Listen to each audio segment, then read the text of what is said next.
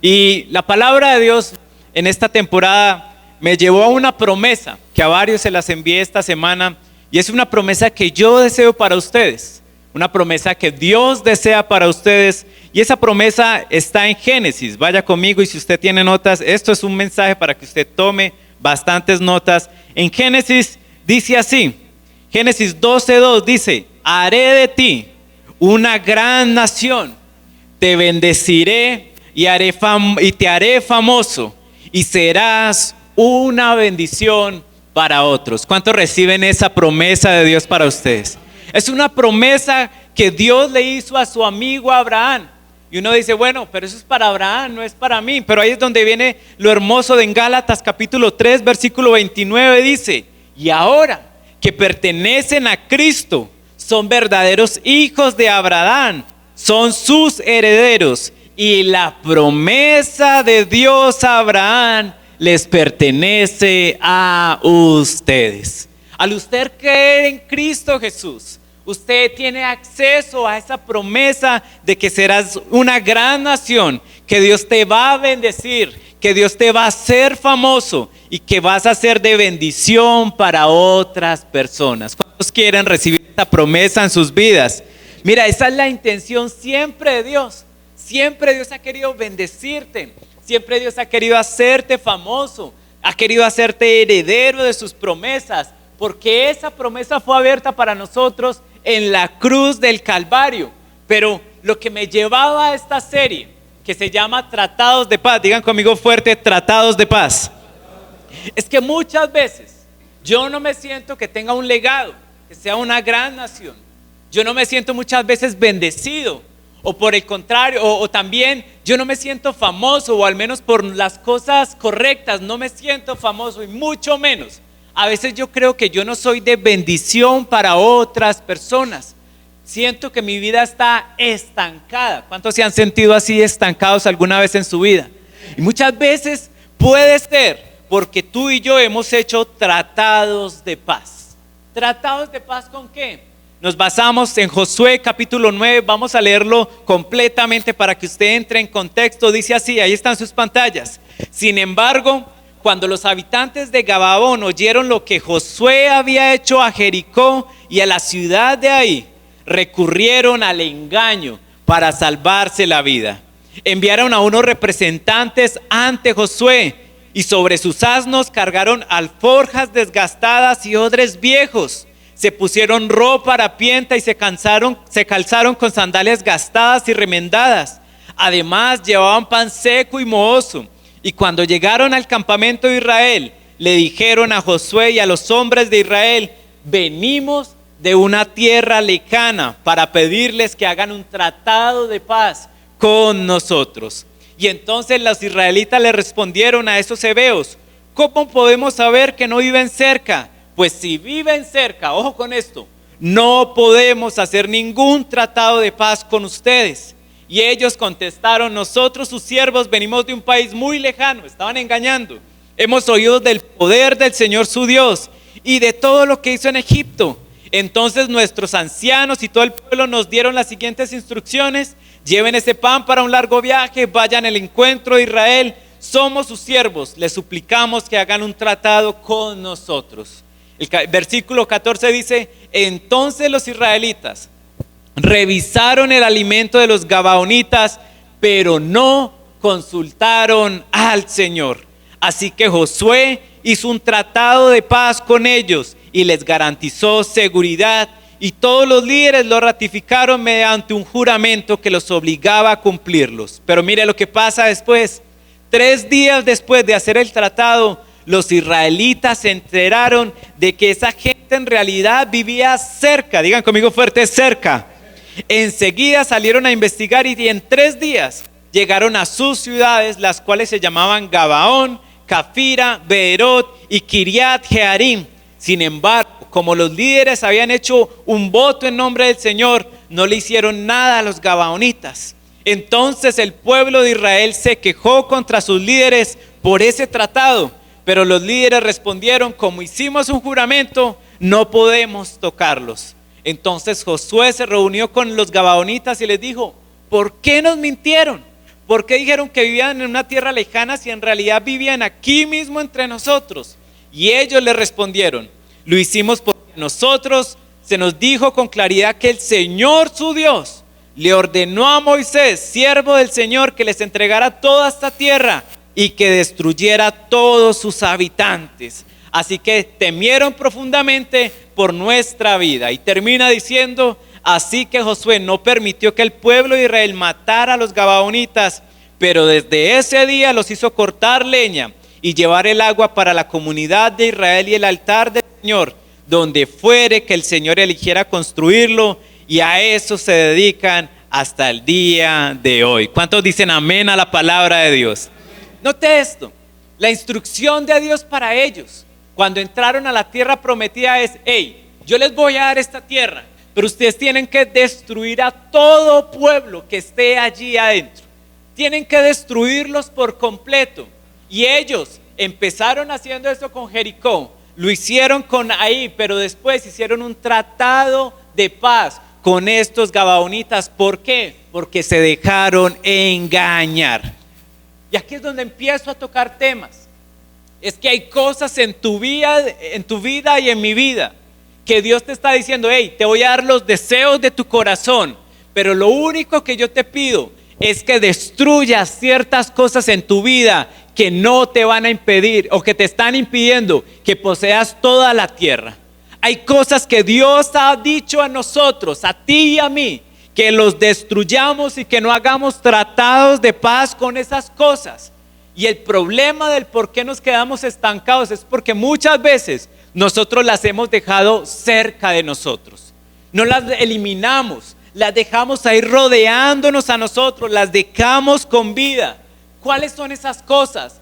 Son malos hábitos, son pecados, son formas de pensar, formas de vivir, maldiciones generacionales que Dios nos ha dicho: hey, tienes que destruirlo, pero nosotros hemos hecho un tratado de paz con ellos.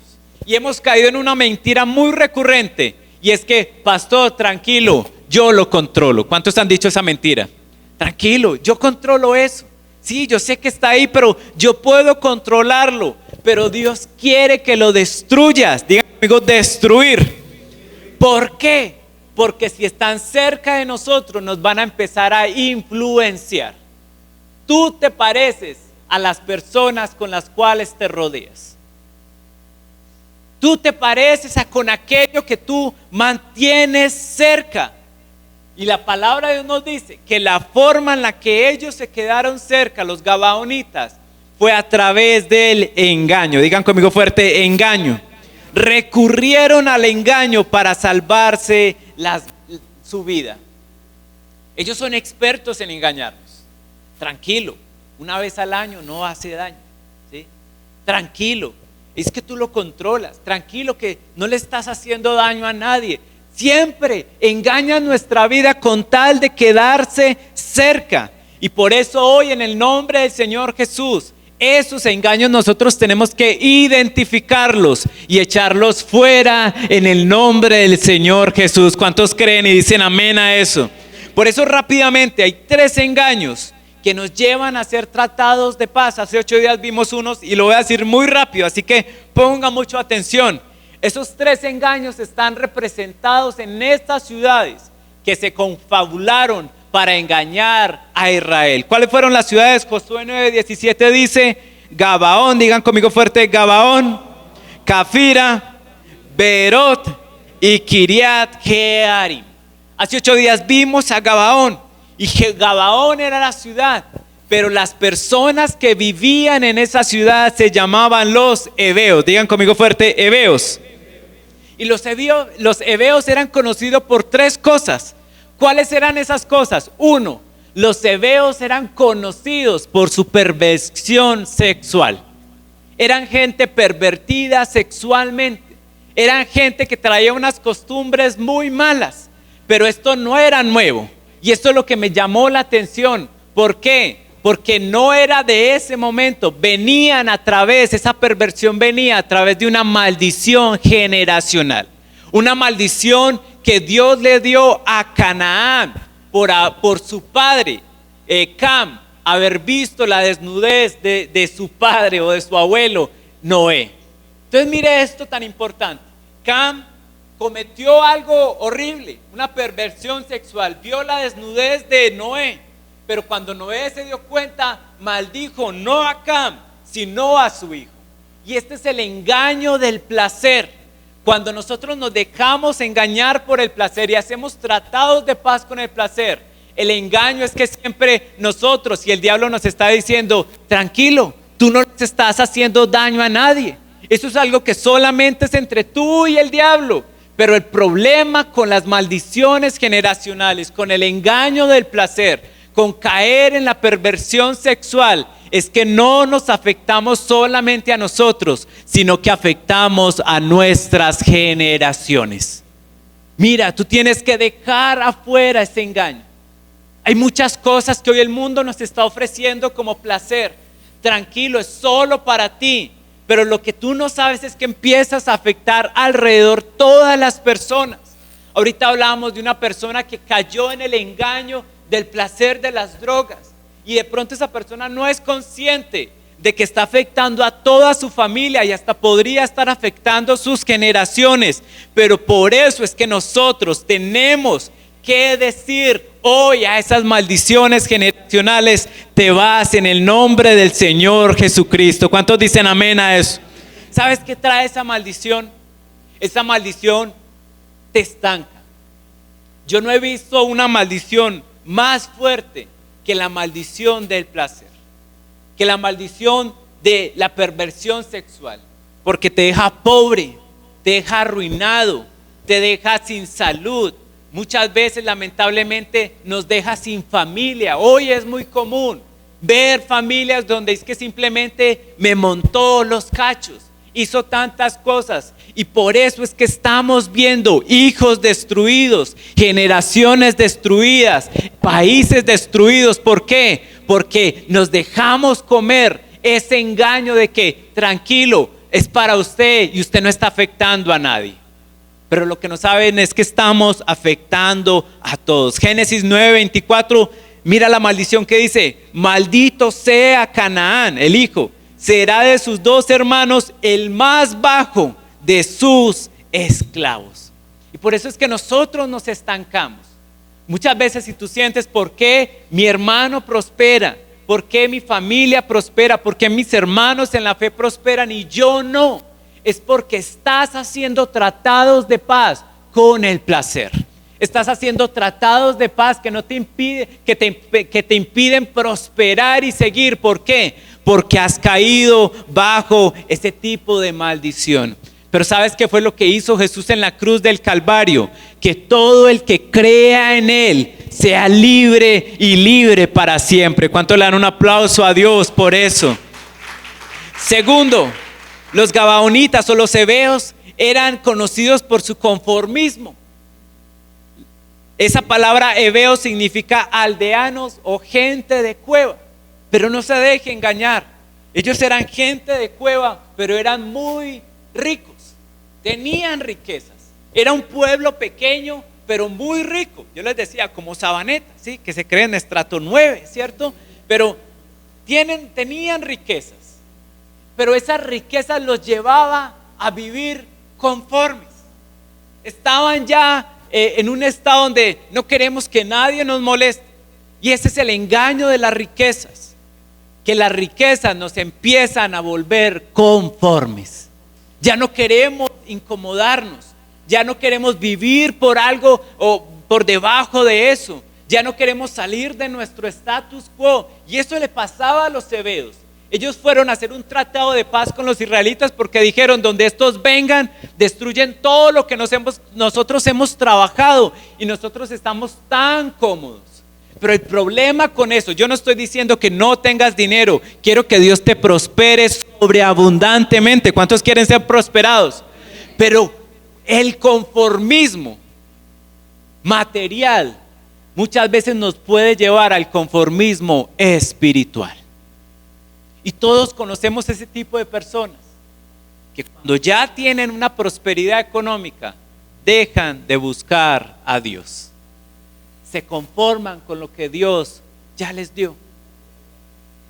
Pero cuando estamos sin trabajo, usted lo ve conectado todos los viernes antes que el pastor en las oraciones. Pastor, ore por mí.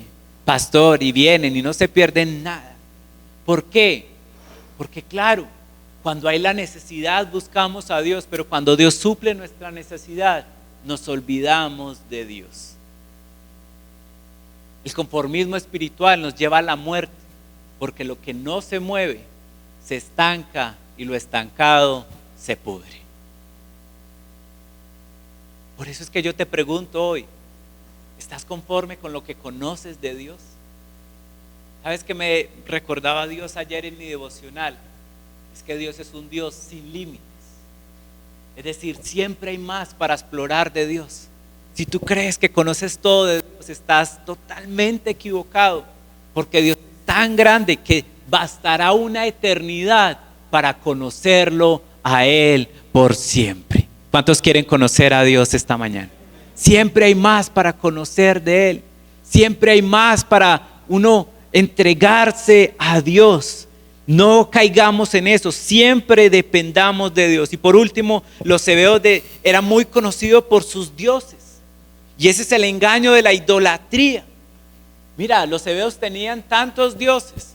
Y el problema es que cuando hicieron ese tratado de paz con los hebeos, más adelante, eso fue el inicio para que los reyes de Israel empezaran a adorar otros dioses.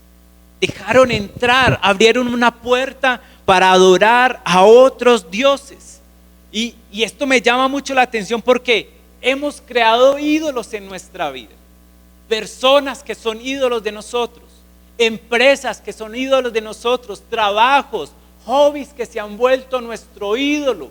¿Por qué? Porque en algún momento hicimos un tratado de paz con la idolatría.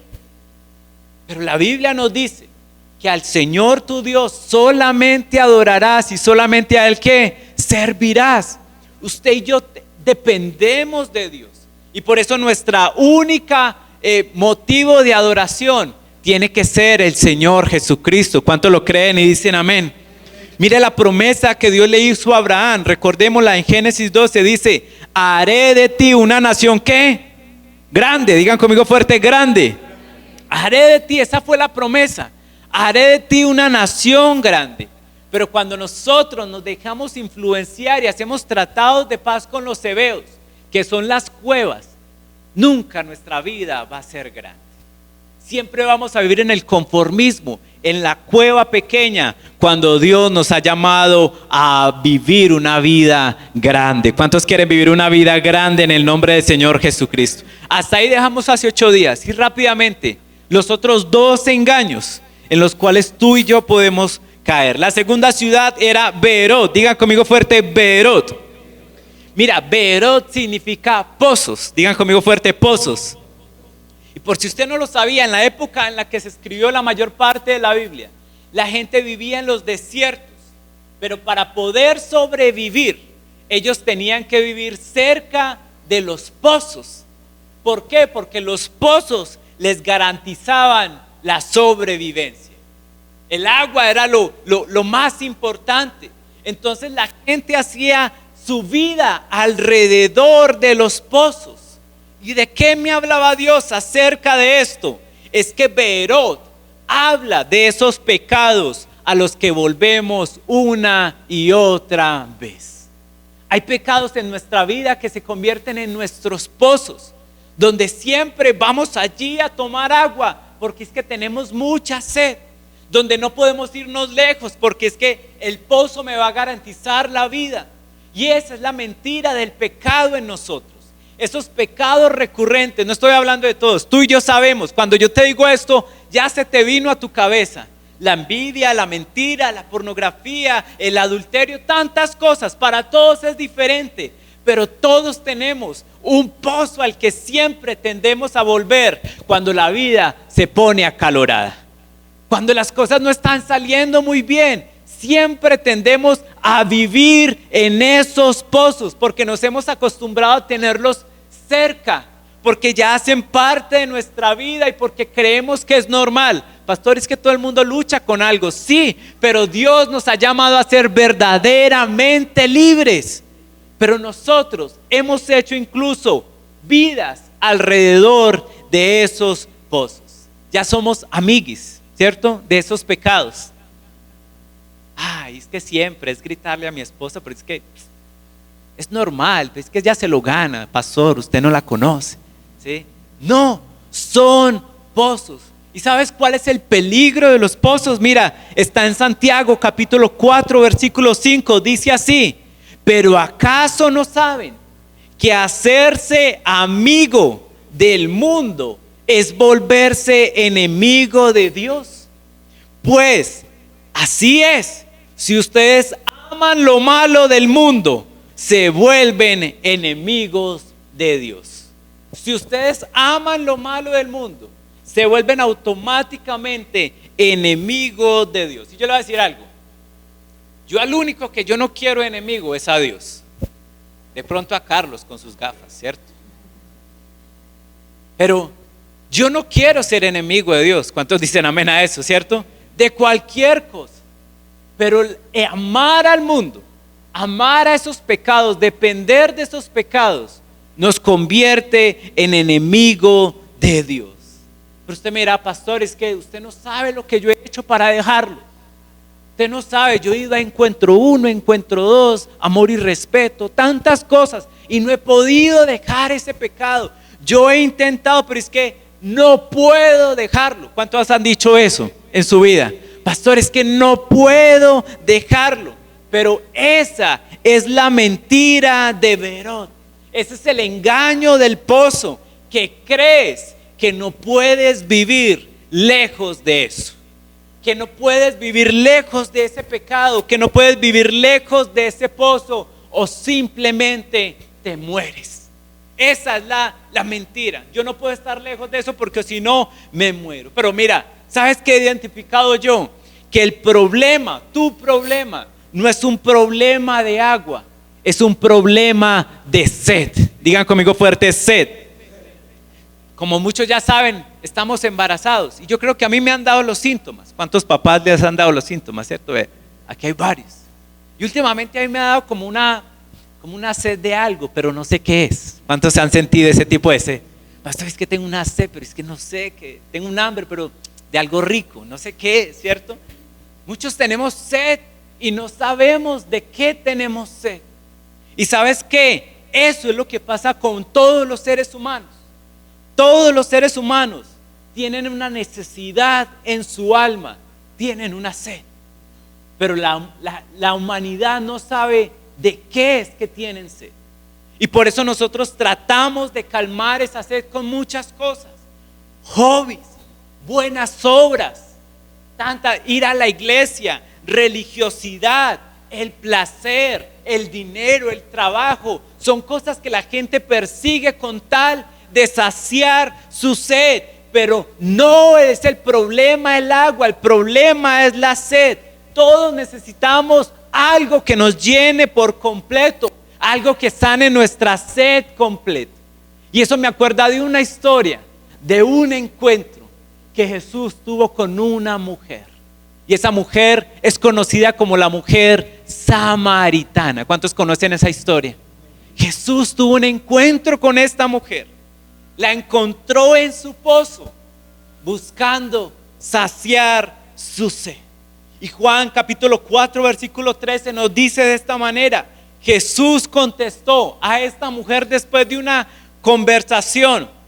Contestó así Jesús: cualquiera que beba del agua de este pozo, pronto, digan conmigo fuerte, pronto volverá a tener sed. Cualquiera que beba el agua de este pozo, pronto volverá a tener sed. Pero todos los que beban del agua que yo doy, no tendrán sed jamás. ¿Por qué? Porque esa agua se convierte en un manantial que brota con frescura dentro de ellos y les da vida y vida eterna. ¿Cuánto les dan un aplauso a Dios por ese milagro? Mira, si tú te preguntas por qué nosotros amamos a Jesús, por qué nosotros seguimos a Jesús, por qué madrugamos un domingo para venir a celebrar a Jesús, Es porque Jesús nos hizo verdaderamente libres. Es porque Jesús nos ha librado de nuestros pozos. Es porque Él nos ha dado un manantial dentro de nosotros de agua que está fluyendo todo el tiempo. ¿Y sabes qué pasa cuando un manantial brota de ti? Ya eres libre del pozo. Puedes irte lejos de esos pozos porque nunca más vas a tener sed. ¿Cuántos dicen amén a esto? Nunca más vas a tener sed. Si tú tienes el agua fluyendo de ti, no tienes que irlo a sacar a ningún lado. Y eso es lo que ha hecho Jesús con nosotros. Jesús nos está diciendo, mira, yo soy suficiente para todo lo que necesitas. No importa el trabajo, no importa las personas, el placer, tantas cosas. Yo te daré plenitud y nunca más vas a tener sed. Él nos ha liberado del pozo. ¿Y cuánto le agradecen a Dios por eso? No tienes que estar atado al pozo. ¿Y sabes qué nos dice esta historia? Lo que pasó en Juan capítulo 4 versículo 28 dice: esa mujer que fue a ese pozo, dejó su cántaro junto al pozo y volvió corriendo a la aldea mientras le decía a todos: vengan, vean a un hombre que me dijo todo lo que he hecho en mi vida. ¿No será este el Mesías? Y así la gente salió de la aldea para ver a Jesús. Yo no sé si usted lo cogió, pero esta mujer en este instante, cuando recibió el agua de vida que era Jesús, se volvió famosa. Digan conmigo fuerte, famosa. Y por eso es que hoy, más de 2000 años después, estamos hablando de esta mujer, porque se volvió famosa a través de llenar su vida con la palabra de este hombre que se llamaba Jesús. Y recuerda esa promesa que Dios le hizo a Abraham: te daré una gran nación, te bendeciré y haré tu nombre ¿qué? Famoso. ¿Sabes qué? Cuando tú y yo aceptamos a Jesús en nuestra vida, cuando ese manantial empieza a fluir dentro de nosotros, cuando ya no somos dependientes del pozo, es allí donde tú y yo podemos ser famosos. Mucha gente no es famosa, ¿sabe por qué? Porque le da vergüenza su vida, porque no puede hablar de lo que Dios ha hecho en su vida, porque les da vergüenza, porque han vuelto una y otra vez a ese pozo. Pero cuando nosotros realmente encontramos la vergüenza, encontramos la libertad, la vergüenza nunca nos va a amarrar, porque Jesús nos ha hecho verdaderamente libres. ¿Para qué? ¿Para qué Dios me ha hecho libres? Te lo voy a decir: para que tú vayas y le cuentes a todos lo que Dios puede hacer cuando soltamos nuestro cántaro y lo aceptamos a Él por la eternidad. ¿Cuánto le dan un aplauso a Dios por eso? Por eso yo te pregunto, ¿cuál es el pozo en tu vida al que estás aferrado? ¿Cuál es el pozo al que estás creyendo esta mentira? ¿Cuál es el pozo en tu vida al que estás acostumbrado a ir? Porque Jesús, mira, Jesús nos ha dado una promesa que está en Juan capítulo 8 versículo 36, que dice así: así que si el Hijo los hace libres, ustedes son verdaderamente libres. ¿Cuántos dicen amén a esto? No parcialmente libres. Jesús vino a hacerte completamente libre. No perfectos, porque todavía no somos perfectos. ¿Cuántos dicen amén a eso? No somos perfectos, pero Dios te ha prometido, Jesús mismo ha prometido, que cualquiera que lo recibe a Él será verdaderamente libre. ¿Cuántos quieren ser verdaderamente libres? Amén. Y la última ciudad es Kiriat Jearim. ¿Sabes qué significa este nombre, Kiriat Jearim?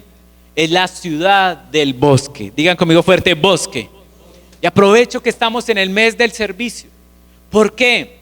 Porque Kiriat, o la ciudad del bosque, este es el engaño de la religiosidad. Digan conmigo fuerte, religiosidad.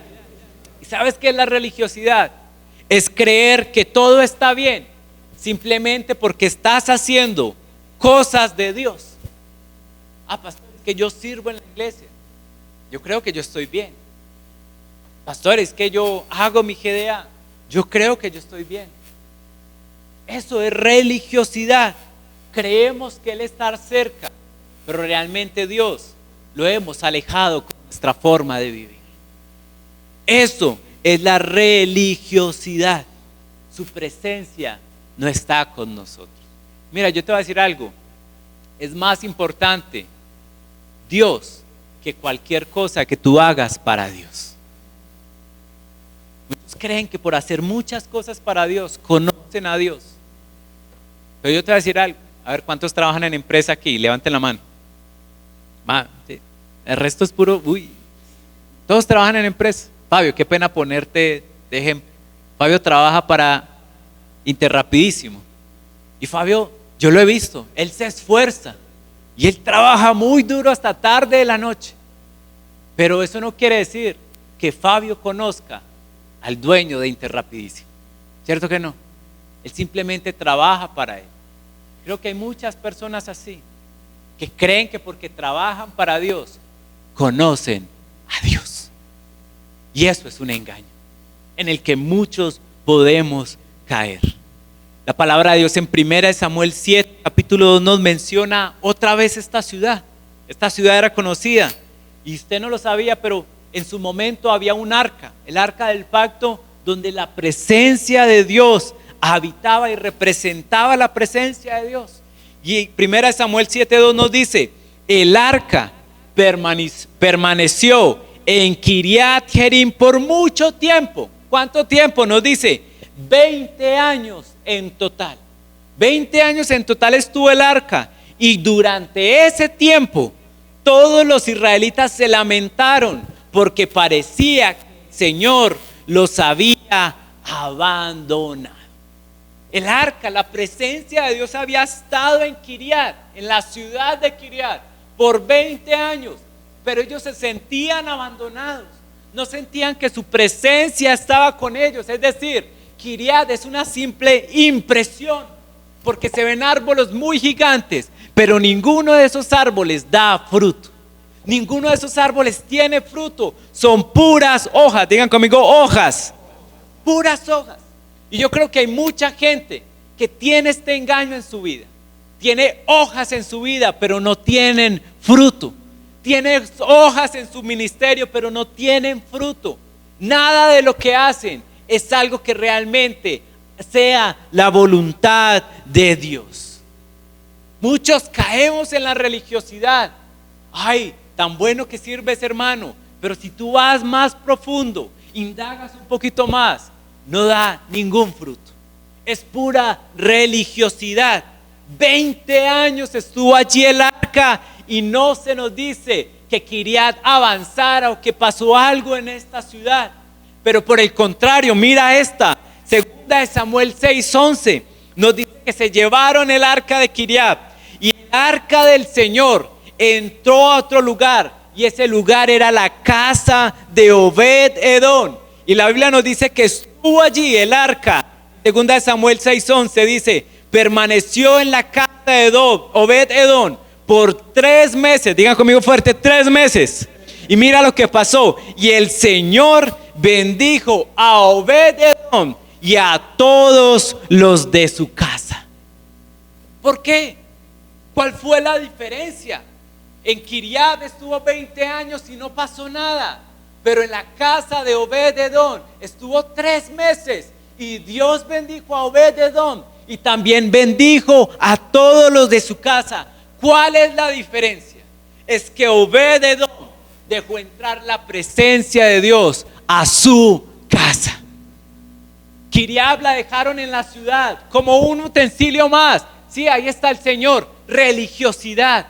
Pero Obed-Edom lo dejó entrar a su propia casa. Fue más íntimo, tuvo una relación con la presencia de Dios. No fue solo religión. Él dejó que la presencia de Dios permeara e invadiera todo lo que Obed-Edom tenía. Y sabes que cuando la presencia de Dios se encuentra con nosotros, nosotros tenemos que dejar que Él invada todo en nuestro entorno. Pero cuando tú y yo hacemos tratados de paz con la religiosidad, simplemente no pasa nada en nuestras vidas. No damos ningún fruto. La religiosidad es ese engaño. Tranquilo, es que tú vas a la iglesia todos los domingos y madrugas temprano. Pero ¿sabes qué? Si no hay una relación con Dios, no pasa nada. ¿Cuántos lo creen y dicen amén? Por eso yo te pregunto, ¿hace cuánto no buscas a Dios? ¿Hace cuánto no buscas la presencia de Dios en vez de los regalos de Dios? Porque Dios todos los días te da regalos. ¿Cuántos son bendecidos por Dios todos los días? Todos los días te da la vida, todos los días te da el trabajo, la familia, la salud. Él todos los días te da regalos. Pero muchos de nosotros solamente buscamos a Dios por los regalos, pero no por sentirnos cerca de su presencia. Familia, ¿te acostumbraste simplemente a venir a un evento cada 8 días? ¿Te acostumbraste simplemente a llenar o a tachar algo en tu calendario porque es que Hernán y Mariana me dijeron que me tocaba servir hoy? Nos acostumbramos simplemente a un proceso religioso en vez de venir aquí por buscar entrar más en su presencia. Ahí es cuando nosotros hacemos tratados de paz, cuando ya simplemente nos conformamos por hacer cosas para Dios, pero no buscar la presencia de Dios. Yo te pregunto, ¿realmente Dios para ti es alguien con el que te relacionas o ya se convirtió en religión? ¿Ya la presencia de Dios está en tu vida como un artefacto más? ¿O realmente amas que Él invada todo lo que tú seas? Yo te voy a decir algo, no hagas tratados de paz con la religiosidad. ¿Cuántos dicen amén a eso? Cuando tú te rehusas a hacer tratados de paz con la religiosidad y pasas a algo más cercano, a algo más íntimo, a una relación, ¿sabes qué es lo que pasa? Pasa lo mismo que pasó con Obed-Edom. Tú serás bendecido, pero también será bendecida toda tu casa. ¿Cuánto le dan un aplauso a Dios por eso? ¿Sabes qué empiezas a hacer? A hacer una bendición para otros. Tú empiezas a hacer una bendición para otros. Yo creo que los hijos de Obed-Edom no sabían qué estaba pasando, pero a través del amor que Obed-Edom le tenía a la presencia de Dios, fueron bendecidos todos los que él tenía un contacto, todos los de su casa. Y ¿sabes qué? Pasa lo contrario de las maldiciones generacionales, porque ya no afectas a tu familia para mal, sino que yo lo he llamado, se llaman bendiciones generacionales. ¿Y cuántos quieren bendiciones generacionales en su vida? Empiezas a afectar a otros para bien, pero nota algo. ¿Por qué falló Israel y por qué falló Josué? Y con esto termino. Josué 9:14 dice: entonces los israelitas revisaron el alimento de los gabaonitas, pero no consultaron al Señor. ¿No consultaron a quién? Dígalo fuerte. Al Señor. ¿Sabes qué? Ahí está el problema de todo. Ellos hicieron tratados de paz porque no consultaron al Señor. ¿Y cuántos simplemente ya saben cómo, ya sabemos cómo ir a la iglesia, pero dejamos de consultar al Señor en nuestras vidas?